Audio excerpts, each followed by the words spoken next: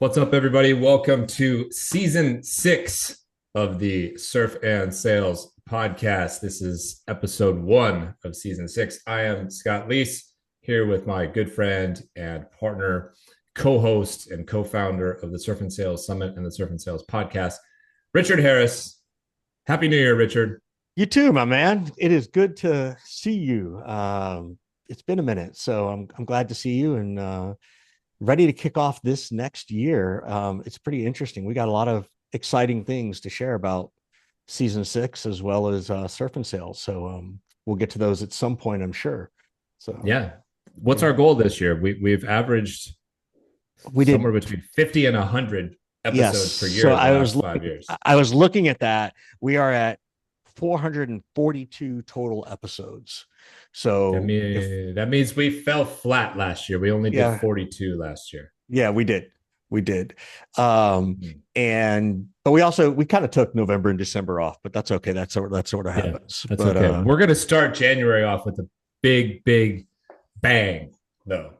Boom. One of our Surf and Sales alumni and dear friend of ours who is known to not pull any punches, let's just say.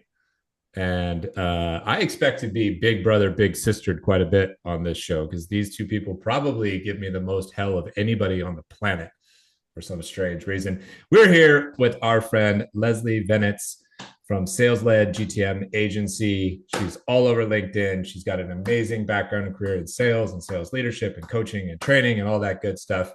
Happy New Year, Leslie, and welcome to the Surf and Sales podcast. Yay. Hi, gents. Happy New Year. I'm also realizing it wasn't just that you waited until episode 6 to have me. You waited until season 6.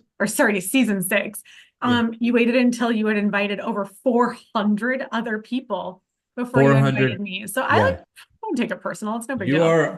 You are my 443rd most loved person. Good, great, Scott. Great start. and in fairness, I also haven't invited my mom, Leslie. So you beat my mom to the podcast. Let's make sure she doesn't know that. Yeah. Oh, she knows. What's her name? Barbara? No. My mom's name? Yeah. My mom's name is Sissy. We love you, Sissy. Exactly. And here's the best part. She's going to hate me, but she never listens to this. Scott, do you know what my mom's real name was? No, you just said Sissy, so I just assumed it was Sissy, and I was thinking this is the most Georgia name. Just between us girls, her real legal name was Elvis. Stop it. Nope. Wow. Yep. And my grandmother's name, who was from Memphis, was Elvis. Wow. So, and if my mom hears this, she's going to write. Season 6 is very informative. All of a sudden, I told her we had lots of surprises. Wow. The kind anybody of tea who we meets like my to mother, start by a the way, season with. Yeah, don't tell my mother I said that because she will kill me. I can't wait. For that. Leslie, tell anybody and everybody who doesn't know who you are, what you're up to, what you do right now in your day-to-day. Oh my gosh. Well, I am booked and busy with SCOs right now, which I'm just so jazzed about because I spent a lot of time the last 2 years, like building up my keynotes, building up my speaking chops, my like sizzle reel, all of that. So very grateful that it's all dropping into place. So that's going to be a busy Q1. And I also like 6 weeks ago delivered my 82,000 word manuscript to my publisher. Congratulations. So, thank you. So 2025 is going to be a big year of edits and getting ready to launch, then launching and hopefully more speaking. And when I'm not on social media or speaking or writing a book, I am working with organizations to help them do outbound in a way that isn't so gross. I love the way that's phrased. There's the title of the episode, Outbound That Isn't So Gross. Actually, that's a good episode title. Yeah. Outbound That Isn't Gross. That should be the title. I have so many questions. 82,000 words equates to potentially how many pages? How many pages is that in a book? I don't know how many pages it will be, but they said the goal so it's like 2 rounds of developmental edits. And they said the goal is to get it to 45 to 50,000 words because that's like a good sized book for a for a sales book, a business book business that book. doesn't feel daunting, feels robust without being daunting. So they're going to have to cut a lot. Yeah. Well, you're very wordy, so it will help to kind of trim that I down was a going to little say bit. there might be But how someone many? wordier than me in the world. Maybe I want to know how many pages that is, though, because how many pages is your book, Richard? Or excuse me, yeah, how many pages? How many words? My book, The Seller's Journey, available on Amazon. Uh, just under 200, 194, I think, whatever that. But you And Whatever also that. cheated because you made it a cute little book. yeah, you made it. It looks like Huck Finn or Right. something. It's like sized like that. Yeah. Well, Yes. my Hey, books you're were one all to talk. 100 pages. Scott, I was gonna Mine are 100 say the pages. VP book is like this big. Yeah. Yeah. Mine is just get in, get out, get to the point. So you Yeah. wrote 82,000 words. I Yeah. mean, Wait, I'm looking at the manuscript right now just to see how many pages the Google Doc is. yeah. And oh my God, I'm scrolling. You're gonna Uh, get carpal You tunnel. could, yeah, you could slide it.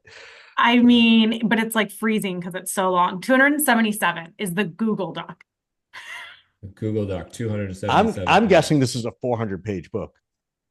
I think Okay. it'll. If I'm at 200 pages, and I think I was at 25,000 words, It'll be like 250, I think, when all is said and done. Okay, but it so also depends on how big. anybody who's unable to focus and read 250 pages, give everybody what the heck is the book about? It is my sales philosophy methodology, Earn the Right. So the working title is Earn in really big letters, like double entendre, right? Earn money, earn the right. And so it goes through both my 9 modules that I teach my client, like TOFU modules, so prospecting to discovery call. So the middle of the book is a bit more tactical, teaching through stories, but it's pretty tactical. And then it bookends with more of an overarching story about why Outbound needs to evolve and why some of the things that worked even as recently as 5 years ago don't work anymore. So it's like making the case for this new mindset and this new approach, and then some of the tactical pieces of how to execute. So what are the gross prospecting methods that we should be leaving behind? I saw them today. I saw some of them today. One of my clients is hiring. And so I was like, hey, no problem. I'm in a Slack community that has a bunch of LATAM people in it. I'll drop it there and suggest that they, send you CVs if they're qualified. And I put right in there, I am not a recruiter. I am not a hiring manager. Do not reach out to me directly on this. Within 90 minutes, I had 3 separate recruiters pitch slap me in the DMs. I'm just like, go away. Go away and leave me alone. So I feel like it's a lot of that where people do absolutely no research, do absolutely no work to earn your attention or earn your time. And they show up and they immediately just ask you for something. Sounds like my kids. True. Right? Very true.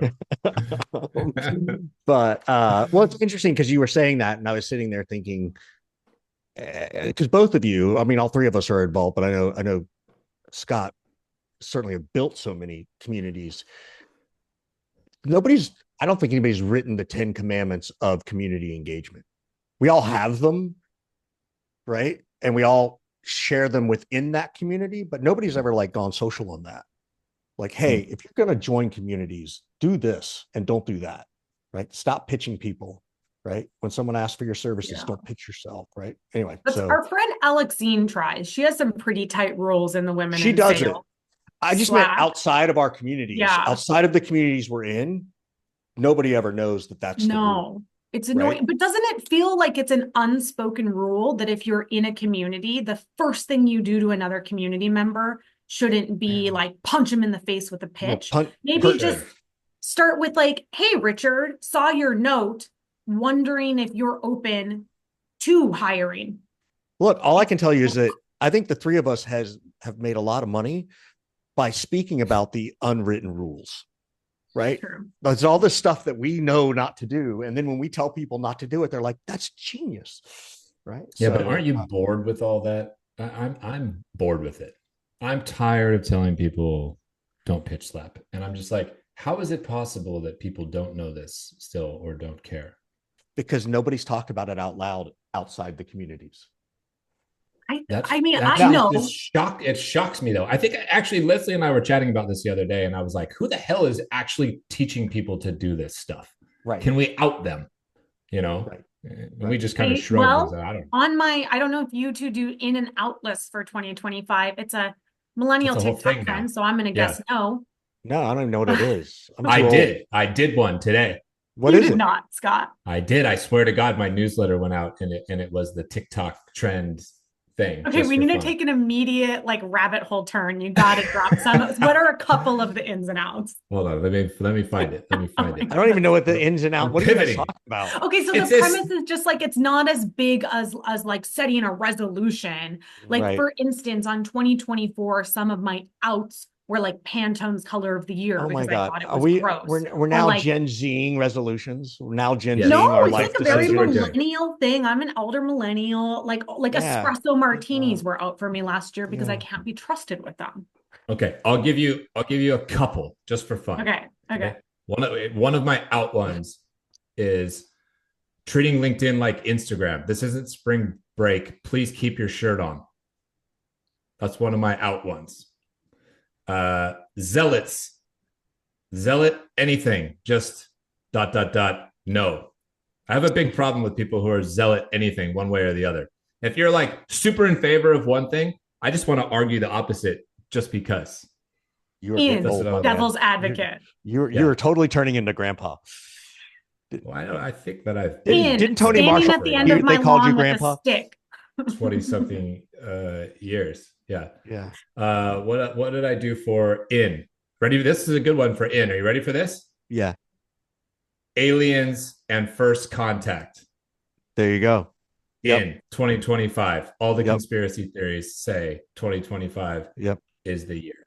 Is the year. So Yep. there you go. See? All right. I had 25 of each, actually, believe it or not. Okay, I That's love pretty good. that. Yeah. What made me think of the in and out list is that one of my outs for 2025 is like protecting bad actors by not saying their names. I Because love we that. always do that where we like block out their name. And I'm like, bro, if somebody comes into my inbox and says something heinous to me, like I am done blocking out their name to protect them.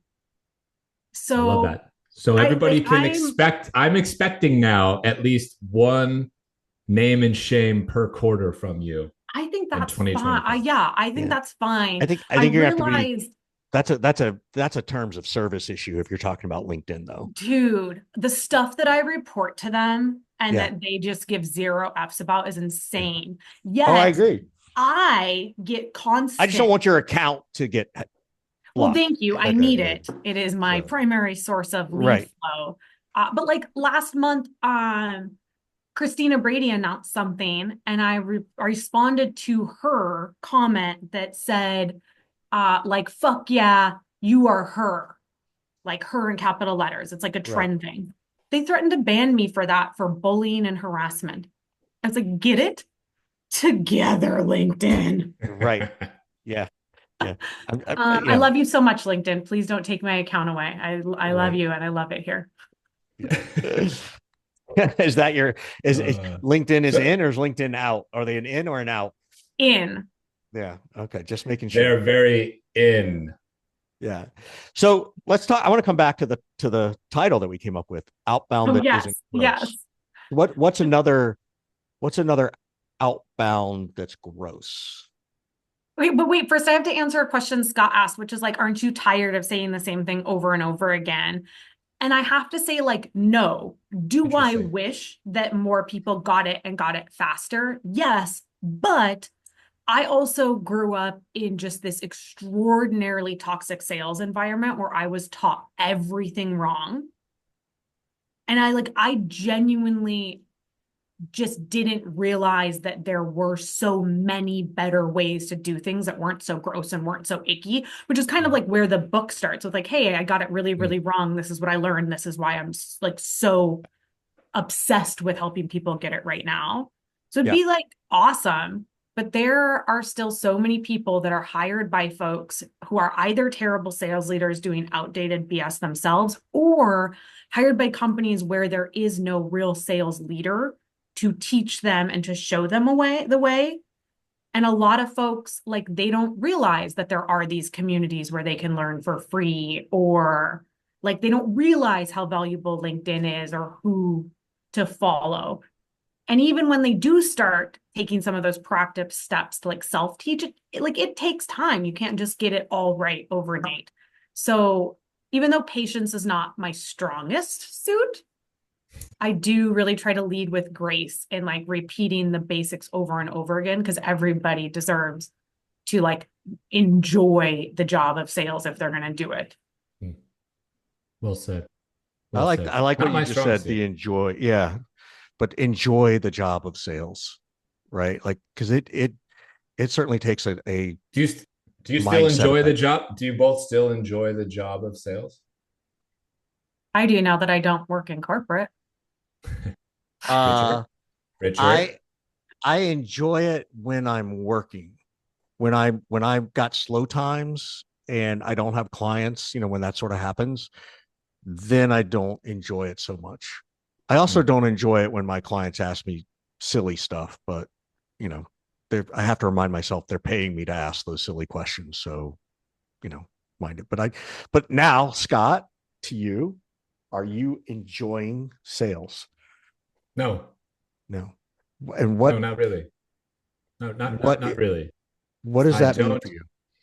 Well, it means a lot of there's a lot of different ways that I could take this. I don't enjoy the fact that the powers that be have decided to try to eradicate human being salespeople one way or the other. I don't enjoy that at all. As everybody knows, I have like a very dystopian view of this, and I don't like it, and it concerns me quite a bit. Um, I don't like that every single person who wants a microphone has a microphone, because I don't think everybody deserves a microphone, frankly, because they haven't earned the right to have a microphone, if you will. I So will. that is problematic, and mostly, maybe not mostly, but tertiary point. I'm just very sick of like sales and martech specifically. Mm. Like, I don't freaking care about your latest and greatest piece of technology designed to help salespeople and marketing people do their job better. That's just But like not exciting to me in any way, shape, or form. Now, if you built something that can like clean up the oceans and remove plastics from everywhere, and you need like a go to market strategy for that kind of thing, like that I will sell at a highly discounted rate. But like sales martech stuff, like, I don't enjoy it anymore. Sorry. but what about the essence of sale, being in sales yourself, not the world around you, right? You're talking about all the stuff outside. Well, Do that I still you love. enjoy selling? Do you still Yeah, get your yeah, thrill? yeah, yeah. I do. I do. Okay. I mostly enjoy helping other people sell stuff and do stuff better more than for myself, though. Right. Right. Like if I That- close a deal today, cool, whatever. But if I help somebody else close a deal, and I know that that deal like means a lot to them, or they need it or whatever, that's way more rewarding to me at this point in time. Let me ask you about B2C versus B2B. Because I think Yeah, for all of us, the majority of our revenue comes from B2B, but we all have a B2C play. Like I have my revenue recovery events. You sure. guys obviously do, multiple surf and sales events now. Do you find that they are very different? Like the feeling it gives you to push a B2B versus a B2C sale? Richard, go ahead. I'll let you answer first. Um, yes, I think the harder part about the B2C sales is just getting through the noise, right? Like, it's which is the same in B2B, but it's a different type of noise, right? I think we as humans have allowed ourselves to be in a constant state of distraction. And I don't like that. From a health side of things, not, F you can't seem to buy my stuff, but I only have a little bit of B2C sales stuff. And most of my B2C sales stuff that I have where it's coaching clients and stuff is all inbound. Like I don't prospect for that. Right. It's different. But I don't know if that really answered your question, but that's sort of where my head went. I'll let Scott give a better answer. Is it different? I have a different vibe. See if I can capture it. When I do B2B stuff, I sort of have a more cavalier attitude. Like, hey, you're in the game, I'm in the game. Like, this is just a game, right? When I do B2C stuff, I get really uncomfortable because this is like person to person. So I don't really love like messaging Leslie and saying, buy my shit. Or Doesn't stop you. I've heard of it. Yeah, well, you got to do what you got to do. Yeah, I don't like do it. I don't like it. I don't like it. Yeah, that is like the genesis of why I asked. It makes me feel uncomfortable. I'm not a comfortable, confident self-promoter. Okay, but it's weird though, right? Because like I've been to surf and sales, I know the value. I obviously attend my own events. Like people cried after the last one when they were thanking me and saying goodbye. Like I know that they are so insanely valuable. But the idea of like DMing my community to be like, hey, can you give me $400 and show up to my event? It makes me so uncomfortable, even though I am so confident in the value. And I went through a little bit of this when I left corporate and had to start selling myself. I mean, it's inbound, but still like selling myself as the product. Like I find it so much easier to sell somebody else's product, even if I'm less confident in the ROI than I am in selling myself and my own products, even though I'm like 137% sure of the value. What's that about? I don't know. Deep-seated insecurity and imposter syndrome. But like every single entrepreneur I talk to shares. Yeah. And what worries me is the people who don't share that, I worry are just like off the rails, narcissistic, egocentric. Like, because I know a few people who don't feel that way, and I think different of them than I think about people who do feel that way. It doesn't feel human. Yeah, it doesn't. Down with robots. Doesn't. Right. Yeah. So we talked about what is icky and gross. What is actually exciting? Oof. So in aliens, out robots, in I think signals are in if people can use them to connect the dots appropriately. Like let's define signals for people. Sure. So I think there's three types of signals you're looking at, like top of funnel signals, signals within a sales cycle, and like bottom of funnel signals. So like bottom of funnel signals might be somebody that if you sell a SaaS product is like on your pricing website 10 times in a week. Like that's a pretty strong signal that they're looking to buy and buy now. Like on the opposite, if you're going very, very top of funnel, maybe that is just somebody that has like downloaded a white paper and attended a webinar, right? Where I think people get it wrong, and they have for many, many years when they were called triggers and when they were called intent, right? Like this is just kind of a new name for something backed up by more data. Where people get it wrong most often is that somebody downloads a white paper and they're like, oh, they're ready to buy, let's go. You're smirking and laughing because you've all gotten those emails. Or I see that you follow insert competitor. Because you follow my competitor company page on LinkedIn, you must want to buy my product. Yeah. Well, now it's like, I see you commented on Leslie's post the other day. I just got one about Scott. Yeah. Yeah, but everybody's getting them about, I have no less than like a dozen people who've messaged me in the last week. I got one from the guy. Somebody's cadence. Somewhere. I bet it's some guy. I bet. But the part is that here's the thing about particularly the white paper download. Let's be real. I think that most marketing and salespeople know that person's not ready to buy. It's the CEO and founder who doesn't want to believe that, right? That's being driven from some ridiculous goal being set, smoking Yeah. hopium by the board and the founder, that every touch is them pulling their wallet out. Not even, you know what? They're not even pulling out their wallet. They're actually trying to actually put the credit card in the machine. White paper download. Well, like we just need just give me the last 3 digits of your security code on your credit card. That's what a founder thinks. Yes, they have right? like rented the Skywriter to give you those Yeah, last the 3 digits Skywriter. of their Yeah. credit card. Yes. Like they are Right. ready. Yeah. But like where I think signals are so cool is when people figure out how to connect the dots and stack them appropriately, where they're like, okay, I know that if like whatever your firmographic stack is, right? Like you have that ICP firmographic stack pretty tight, and you're like, okay, within this, I know that if a company hires a new CFO and then I see 20% growth in their IT department, that like this is most likely something, like whatever the problem, the challenge, this is most likely something that is top of mind for them. So you're able to stack those signals to like make really educated guesses about why people might need your help or might be interested in a conversation with you, that doesn't require you to do this like deep hyper personalization on a contact by contact basis. I think that's very cool. And I bet there's a cool marketing tech out there that Scott would love to sell that helps you track all the signals based I'm on. sure there is. You got an affiliate link, bud? I'm sure there is. Yeah, we need an affiliate link.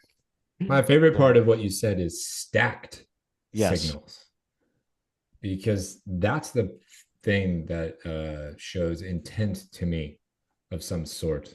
There's awareness, interest, intent. It's like if you got 6 or 7, 8 clues like this stacked on top of each other, okay, fine. There's probably something there. But one little thing, oh, you commented on Leslie's post, you must be interested. Come on, stop. Okay, No. so signals Yes. gets you excited for 2025. Anything else? Honestly, like this is gonna sound very self-serving, but like micro events get me really, really excited. Like the ones you host, the ones I host, Yeah. the ones that I'm attending for like women in sales or women sales experts, or like I just joined a thing called Brand Builders Group, and they have some micro events. Like big events do not scratch the itch for me anymore. What is the like tipping point for you in terms of size of the event? That was my question. Where it becomes like too much. Like over 100 people. Yeah. Like I really prefer a small, tight event because you get to have real conversations. They tend to be much more interactive. Frankly, they tend to be in cooler locations because you don't have to have this like big conference center, big like ballroom window or lit, something. right? Yeah. I love them. And I know I'm not alone because I hear this a lot from our community, but like for me, especially as a solopreneur, I do miss having colleagues. Like I miss that element of, having people to like camaraderie a little bit. Yeah, the camaraderie. So they also really fill my cup in a way that replaces some of that camaraderie I would have gotten in a more corporate job.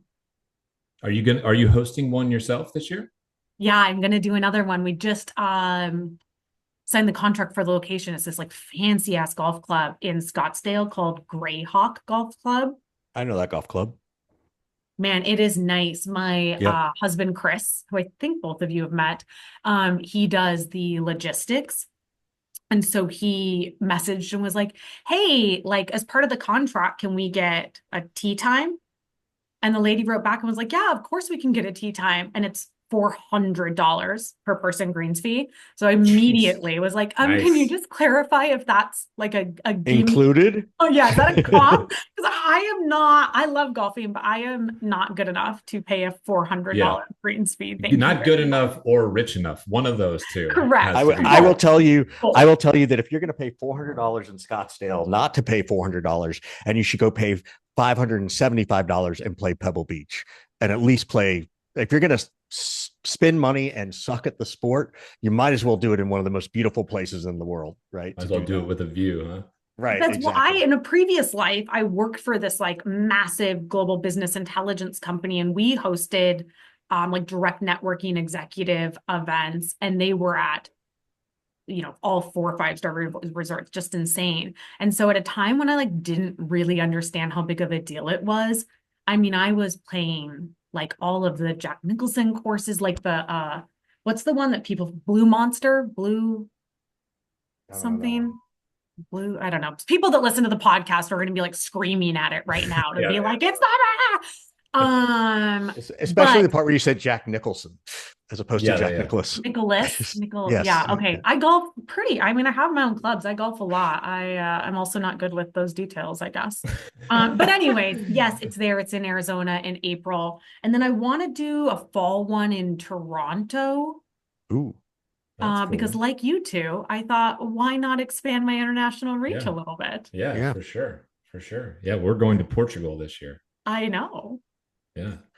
So That's if more and more people think that these smaller events are in, to Yeah. use our TikTok trend, why are they still struggling to understand or rationalize the ROI of these events? Everybody knows smaller events work, but it's like they don't know how to justify throwing budget at it because their old, reptilian brain or whatever is like, how many leads am I going to get from this? And how many deals am I going to get from this? I know. how many stack signals can I get? So everybody's like, micro events are in. We love micro Yeah. events. They're good for this. They're good for that. And then they're like, well, how do I know what the ROI is going to be? Yeah, I don't have the answer. I just have oodles of frustration from sending out pitches to brands that are like, oh, we love micro events. We want to support a small, like Right. woman-owned business. Blah, blah, blah. And then they're like, oh, I mean, we'd be in it like $2,000. And I'm like, for $2,000, you can go fuck yourself. Like, Right. that's not worth me like sending out an invoice for. Like, I don't. So they're like, they'll pay $2,000, but they won't pay $5,000. And so it's Totally. like, And like for how $2,000, they can want me to like sell them the attendee emails. yeah. They want me to let them like pitch from the stage. And I don't know what's going on outside. So I mean, we can rage against them all we want, but how do we collectively do a better job of telling a story of the ROI of smaller events? Stop trying to sell them to marketing.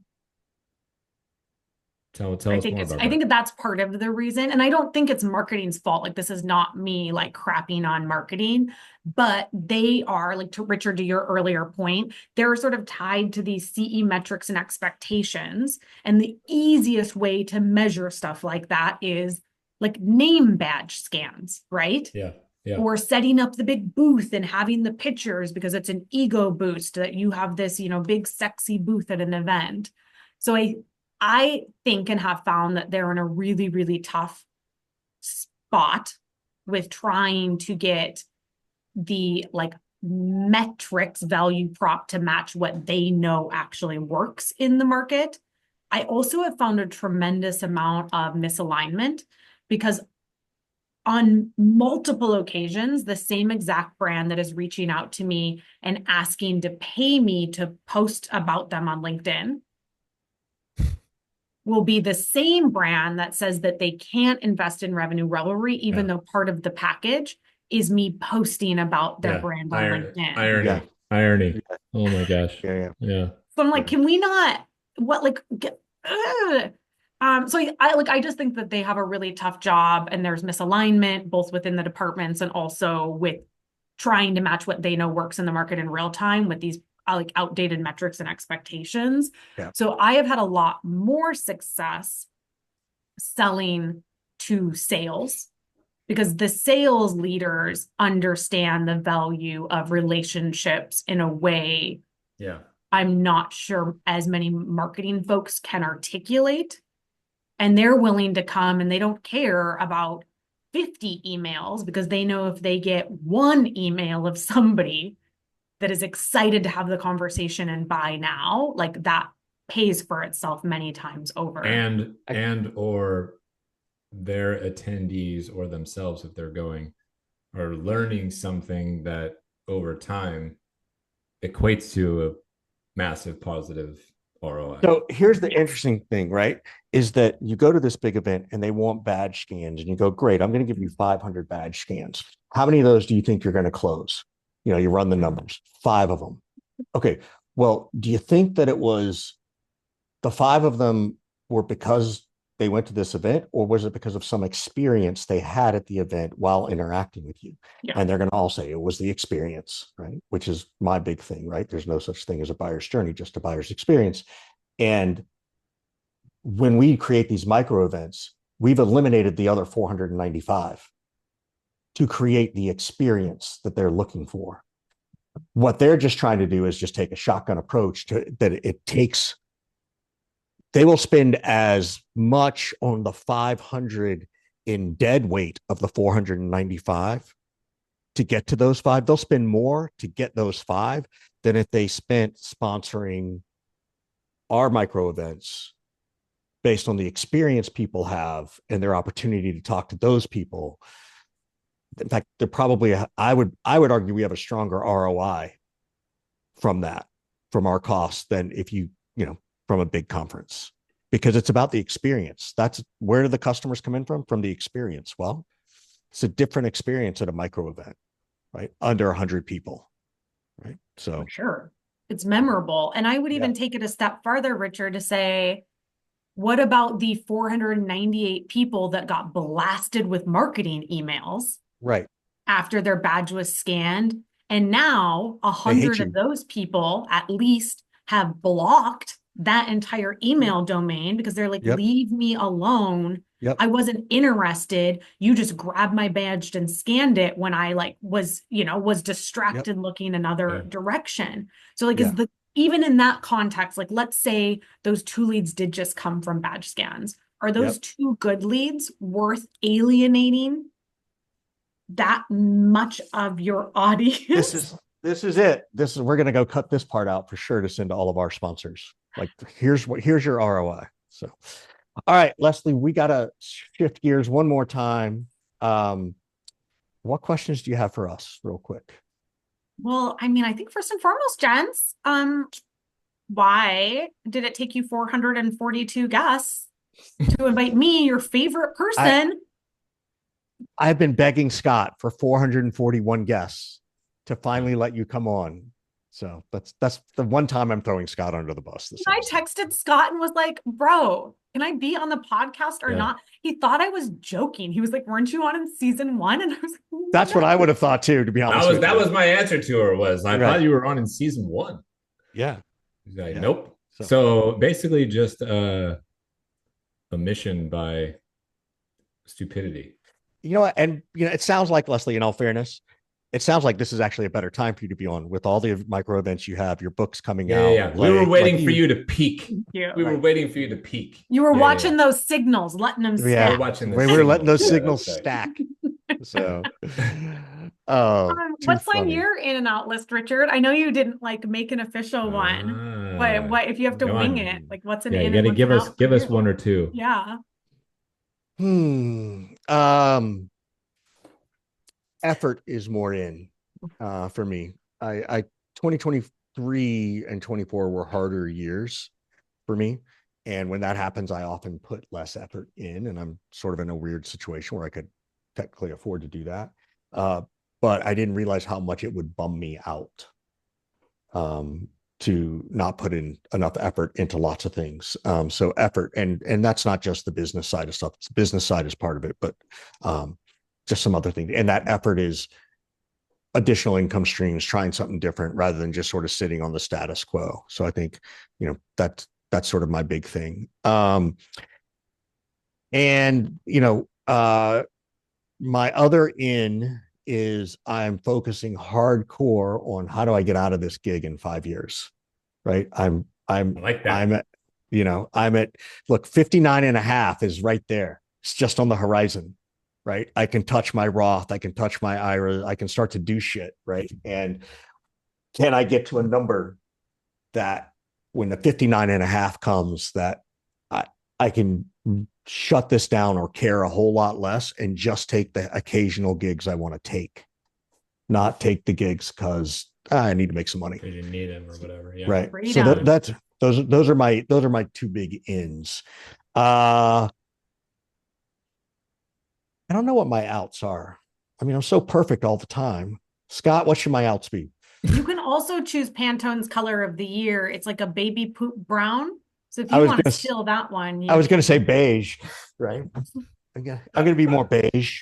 I'm gonna get rid of my That the beige. out one should be easy. Just just think of something that annoys you. Um, It shouldn't be hard. Wow, I you're don't really know. kumbaya to start the year. I Right? am, man. Everyone I'm should take super a snippet chill. of this. Richard has no complaints, everybody. Everything is hunky dory and perfect. Nothing is out. Only Not everything is yet. in. Hard work Yeah, is in. Retirement is in. Nothing is out. yeah, Also, out not yet. microplastics are a good out. Yeah, That's a good. microplastics Yeah, should be out. yeah. Yeah. Okay, I'll touch on that one. Microplastics out. Yeah, So, yeah, yeah. uh, Leslie, we appreciate you spending some time with us. I know the beginning of the year is a busy one for you in particular. Good luck with all your SKOs and all your efforts and stuff this year. Tell backs on the people book. what's the easiest place to contact you, learn more about all the cool stuff that you're up to. LinkedIn for sure. LinkedIn's in, so find me there. All right. LinkedIn is in. Contact Leslie Venetz. We appreciate her sales led GTM agency. Richard, good to see you, man. We Always a good have pleasure, my at man. least 49 more of these to go in Yes. season 6 of the Surf and Sales podcast. And check out surfandsales.com for more information on our first ever Surf and Sales Euro Summit coming to you live from Portugal in October of this year. We'll see you all next time on the Surf and Sales podcast. See you, everybody.